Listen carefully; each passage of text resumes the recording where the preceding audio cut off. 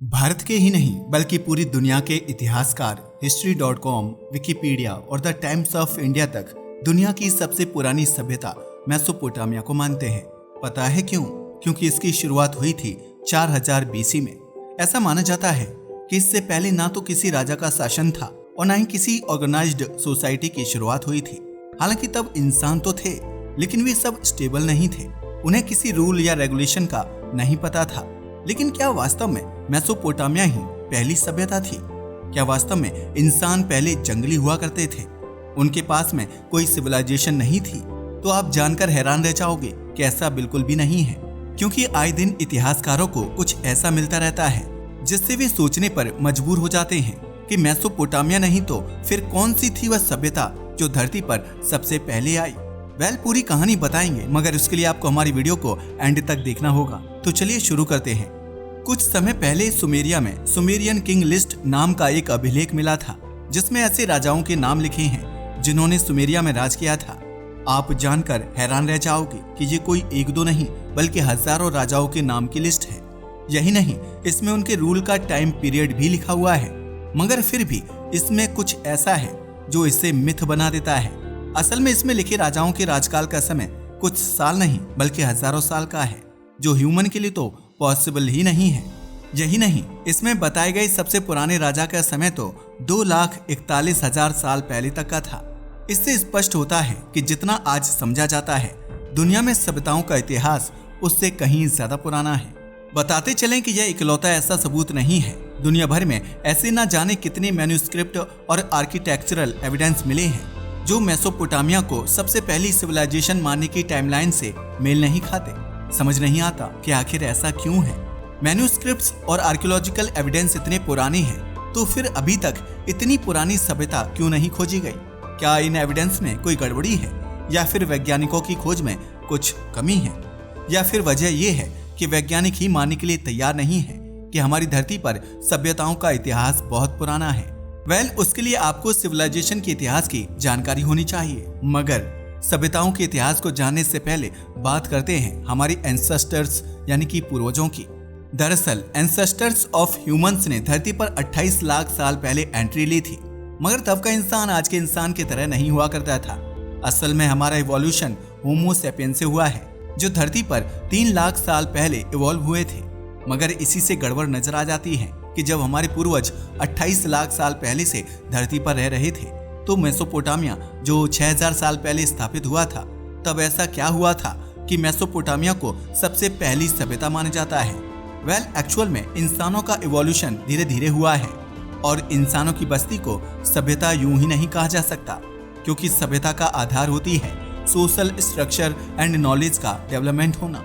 मगर हमारी human history starting से ही स्ट्रक्चर्ड नहीं थी, क्योंकि स्टार्टिंग से ही ना तो कोई ऐसा इंसान था जिसके पास सुप्रीम पावर मौजूद हो और जिसका फैसला सब पर लागू होता हो, और ना ही उस वक्त अधिकार और कर्तव्यों का विभाजन नजर आता है। इसके अलावा मेसोपोटामिया से पहले कमोडिटीज का डाइवर्सिफिकेशन और आर्किटेक्चर भी नजर नहीं आता था। यही वजह है कि मेसोपोटामिया को पहली सिविलाइजेशन माना जाता है। ऐसा इसलिए ऐसा माना जाता है क्योंकि सामाजिक संरचना और आर्किटेक्चर सबसे पहले मेसोपोटामिया में ही देखा गया था। तभी तो आज तक इसे ही दुनिया की सबसे पुरानी और पहली सभ्यता माना जाता है। मगर इंसान स्वभाव से ही जिज्ञासु होता है। वह मेसोपोटामिया की खोज के बाद कहां चुप बैठने वाला था। तभी से लगातार आर्कियोलॉजिकल सर्वे होते रहते हैं, जिसमें कुछ ऐसी चीजें मिली हैं जिनसे हम सोचने पर मजबूर हो गए हैं कि क्या वास्तव में मेसोपोटामिया की सभ्यता सबसे पुरानी है। आर्कियोलॉजिकल सर्वे की बात करें तो आर्कियोलॉजिस्ट्स को पाकिस्तान के मेहरगढ़ में कुछ ऐसे एविडेंस मिले जो चौंकाने वाले थे। जब उनकी कार्बन डेटिंग की गई तो पता चला कि उनमें से कुछ ऑब्जेक्ट्स तो 7000 बीसी यानी आज से 9000 साल पहले की थी, जबकि मेसोपोटामिया तो आज से 6000 साल पहले की थी। इसके बाद मेहरगढ़ ही नहीं बल्कि ऐसी चीजें और भी कई जगह पर खोजी गईं, मगर अफसोस पहली सभ्यता नहीं बदली। हालांकि इसके बाद भी खोज जारी रही। जैसे कि तुर्की को ही ले लीजिए। तुर्की में जब 1960 में यूनिवर्सिटी ऑफ शिकागो और इस्तांबुल यूनिवर्सिटी के प्रोफेसर्स द्वारा आर्कियोलॉजिकल सर्वे किए गए, तो उन्हें पहाड़ी पर लाइमस्टोन का कुछ टूटा फूटा मलबा सा मिला। हमें पता है, अब आप सोच रहे होंगे कि पहाड़ी इलाकों में लाइमस्टोन का मिलना तो नॉर्मल चीज है। कुछ ऐसा ही इन प्रोफेसर्स ने भी सोचा। तभी तो उन्होंने अपनी थीसिस में इनका केवल जिक्र किया और इन्हें खंडहर कब्रिस्तान मान लिया। लेकिन फिर क्लॉस स्मिथ नाम के व्यक्ति ने इसमें कुछ अलग देखा, तो वो 1994 में यहाँ पर आए। उन्होंने नोटिस किया कि यह केवल खंडहर कब्रिस्तान के स्टोन नहीं है, बल्कि इस पूरे एरिया को आर्टिफिशियल क्रिएट किया गया है। और यही वह पॉइंट था जब इन्हें एहसास हुआ कि इसके नीचे और भी कुछ मिल सकता है। बस फिर क्या था, उन्होंने यहाँ पर खोज करने की ठानी, मगर इसकी तैयारी के लिए उन्हें 1 साल लग गया। लेकिन आखिरकार वे 1995 में एक बार फिर यहाँ आए। यहाँ उन्होंने खुदाई की तो उन्हें यहाँ बहुत सारे पिलर मिले जो सर्कल में अरेंज थे। बताते चले कि यह साधारण पिलर्स नहीं थे, बल्कि इनमें कई सारी शेप्स बनी हुई थी, ठीक वैसे ही जैसे किसी मंदिर में बनी होती हैं। इसे देखकर लगता था कि इस स्ट्रक्चर को यहाँ पर भगवान यानी सुप्रीम गॉड की प्रेयर करने के लिए बनाया गया था। मगर यहाँ पर एक और हैरानी वाली बात थी कि इस पूरे एरिया में होम हाउस होल्ड वाले आइटम जैसे बर्तन वगैरह नहीं मिले थे। सालों की रिसर्च के बाद भी यहाँ पर केवल प्रेयर से रिलेटेड स्कल्पचर्स और आर्किटेक्चर ही खोजे जा सके थे। इससे साबित होता है कि यह कोई गांव या शहर नहीं, बल्कि कोई बड़ा सा मंदिर था जहां प्राचीन सभ्यता के लोग केवल पूजा के लिए आया करते थे। लेकिन जब इसकी कार्बन डेटिंग की गई तो सब हैरान रह गए, क्योंकि यह आज से 11,000 साल पहले की थी। मगर यहाँ हर किसी के दिमाग में एक ही सवाल घूम रहा था कि जब लोग पूजा करने यहाँ आते थे तो वे रहते कहाँ थे। बस फिर क्या था, आसपास के इलाकों की भी खुदाई शुरू कर दी गई और तभी सामने आया एक ऐसा सच जो वाकई हैरान कर देने वाला था। यही नहीं, रिसर्चर्स की हैरानी तो तब बढ़ गई जब उन्होंने देखा कि इस सिविलाइजेशन के लोगों ने खुद ही इस जगह को दफना दिया था। पता है क्यों? क्योंकि वे चाहते थे कि यहाँ की नॉलेज डिस्ट्रॉय ना हो और आगे की जनरेशन को यह नॉलेज हैंडओवर की जा सके। मगर अफसोस, आज तक भी पता नहीं लग सका कि यहाँ पर कौन लोग रहते थे और वे यहाँ किस देवता की प्रार्थना करते थे।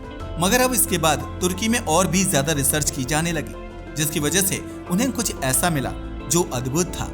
असल में इस स्ट्रक्चर से कुछ दूर एक छोटी सी जगह है जिसका नाम है चातलहुएक। यहाँ पर रिसर्चर को एक ऐसी जगह मिली जहाँ बहुत सारे लोग एक साथ रहते थे। यह जगह भी लगभग 7500 BC की बताई जाती है, जो मेसोपोटामिया से काफी पुरानी है। यह किसी गांव की तरह की साइट थी। इससे यह स्पष्ट हो गया था कि जो लोग एक साथ रहते थे और सुप्रीम पावर की पूजा करते थे, जिससे पता चलता है कि ये किसी सोशल ग्रुप्स यानी सभ्यता का हिस्सा थे। मगर सोचने वाली बात है कि इन सारी क्वालिटीज के बावजूद इन्हें सभ्यता का हिस्सा नहीं माना जाता और आज भी मेसोपोटामिया को ही सबसे पुरानी सभ्यता माना जाता है। और यही नहीं, स्टोनहेंज जिसे बहुत ही ज्यादा रहस्यमय माना जाता है, इसका निर्माण भी 3000 BC के आसपास हुआ है। आज भी इसे एक रहस्य की तरह देखा जाता है, क्योंकि कोई नहीं जानता कि इस स्ट्रक्चर को आखिर किसने बनाया था। लेकिन फिर भी स्टोनहेंज आज बहुत पॉपुलर है। मगर ये काफी दुखद है कि जो स्टोनहेंज की ही बनावट के समान है और धरती के अंदर दफन तुर्की में पाए गए हैं, वे आज इतने पॉपुलर क्यों नहीं हैं। आज की तारीख में बहुत ही कम लोग तुर्की की इस जगह के बारे में जानते हैं। लेकिन क्या आप जानते हैं इसका कारण क्या है? वेल, हम आपको बताते चलें, इसका कारण है इतिहासकारों की रिजिडिटी यानी अकड़। असल में जब कोई नई वैज्ञानिक खोज की जाती है तो वैज्ञानिकों को अवार्ड दिया जाता है, सम्मान मिलता है और पूरी दुनिया भर में उस चीज को प्रमोट भी किया जाता है। लेकिन इतिहास में ऐसा कुछ नहीं होता। इनफैक्ट इतिहास में जब भी किसी नई चीज को खोजा जाता है तो उसके बारे में बात करना ही बंद कर दिया जाता है। उनकी फंडिंग रोक दी जाती है और यही नहीं, बहुत सारे बैरियर्स क्रिएट कर दिए जाते हैं, जिसकी वजह से वह पोटेंशियल ब्रेक थ्रू कभी मास ऑडियंस तक पहुंच ही नहीं पाता, जिसकी वजह से हम ऐसे इतिहास से अनभिज्ञ रह जाते हैं जिसके अंदर ना जाने क्या छुपा हो। यही नहीं, इससे नॉलेज का डिसअपियरिंग भी हो जाता है। ऐसा इसलिए होता है क्योंकि वैज्ञानिक अपनी पुरानी खोज पर अड़े रहते हैं और नई चीजों को एक्सेप्ट नहीं करना चाहते। वैसे हम आपको बताते चलें कि इस मंदिर टाइप के स्ट्रक्चर को देखकर लगता है कि यहाँ के लोगों ने किसी डिजास्टर के डर से इस स्ट्रक्चर को खुद ही जमीन में दबा दिया था ताकि आगे आने वाली जनरेशन को इसका ज्ञान मिल सके। मगर अफसोस, इस पर उतनी रिसर्च नहीं हो पाई और न ही इसे उतना सम्मान मिल सका जितना कि यह हकदार था। हालांकि यह अकेली ऐसी जगह नहीं है, बल्कि इंडोनेशिया में मौजूद गुनुंग पडांग पिरामिड भी कुछ ऐसे ही हैं। असल में अगर बात की जाए इंडोनेशिया के इस पिरामिड की, तो इसके सबसे गहरे मेन मेड हिस्से को आज से 20,000 साल पहले इंसानों द्वारा बनाया गया था। मगर इससे प्राचीन सभ्यता का दर्जा मिलने की बात तो छोड़िए, आज तक इसके बारे में पूरी दुनिया जान भी नहीं पाई है कि इस तरह का कोई प्रमाण इंडोनेशिया में मिला भी है। लेकिन इंडोनेशिया के पिरामिड हो या तुर्की का ये स्ट्रक्चर या हड़प्पा और मेसोपोटामिया जैसी सभ्यता आखिर ये एकदम से गायब कैसे हो गए?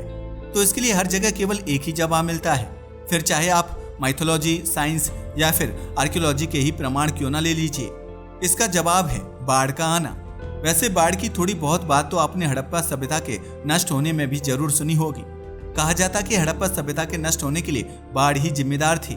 साथ ही सुमेरियन किंग लिस्ट, जिसकी बात हमने शुरुआत में की थी, उसमें भी सबसे पुराने राजा के नाम को बिफोर द फ्लड एरा लिखा गया है, यानी कि वे ऐसे राजा थे जो बाढ़ आने से पहले शासन कर चुके थे।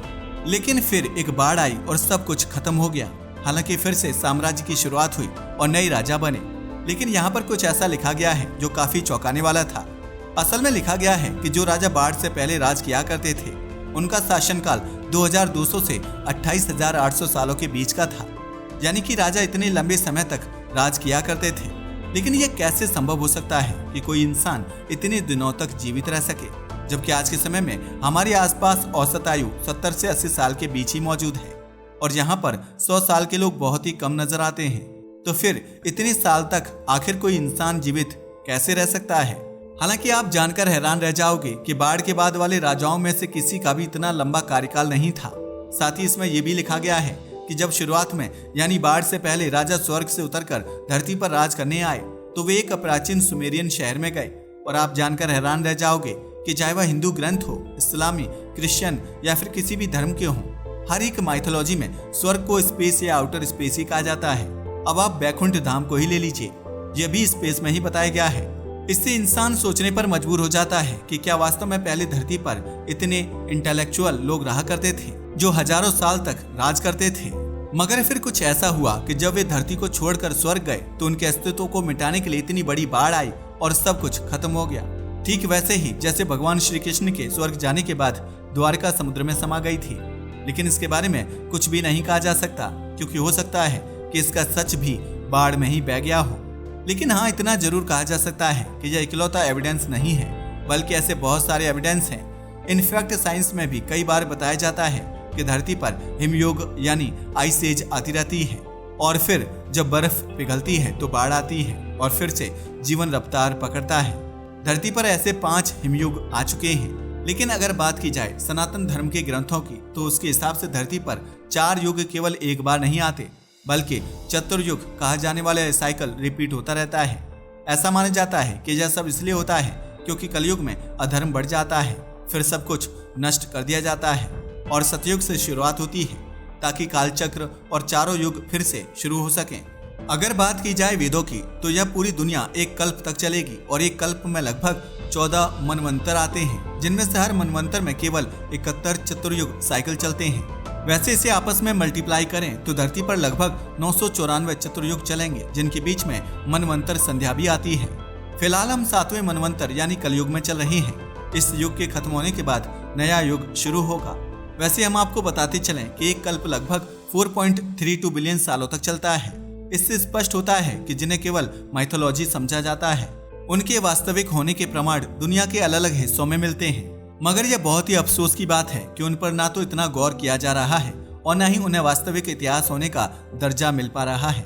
मगर अब समय आ गया है कि इतिहासकारों को अपनी रिजिडिटी छोड़कर प्राचीन इतिहास को मेसोपोटामिया से पहले वाले चैप्टर के लिए कंसीडर करके उसे मान्यता देनी चाहिए और साथ ही इन साइट पर प्रॉपर रिसर्च का अरेंजमेंट भी करवाना चाहिए, क्योंकि हो सकता है कि आज तक यहाँ पर जितनी भी चीज मिली हो वह इस सभ्यता का केवल 1-2% ही हो।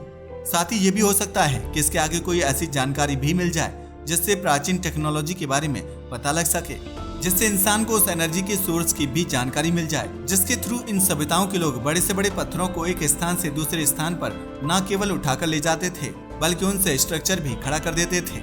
यकीन मानिए, अगर यह टेक्नोलॉजी इंसान के हाथ लग गई तो बिना इलेक्ट्रिसिटी के ही इंसान बहुत सारे कामों को अंजाम दे सकेगा।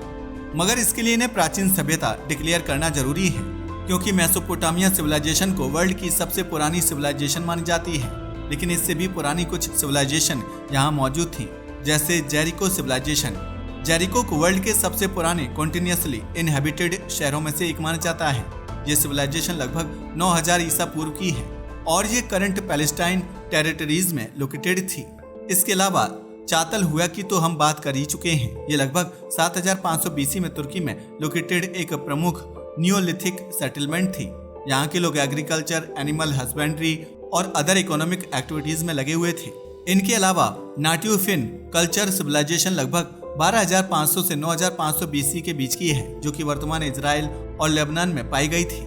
इसको एग्रीकल्चर एंड परमानेंट रेजिडेंस की शुरुआत के लिए जाना जाता है।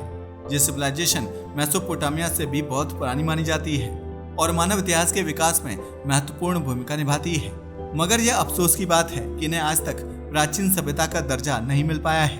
वेल, आपका इस बारे में क्या ख्याल है? अपनी राय को हमें कमेंट करके बताना ना भूलिएगा। साथ ही अगर आपको हमारी वीडियो पसंद आई हो तो इसे लाइक करें और हमारे चैनल को सब्सक्राइब करें।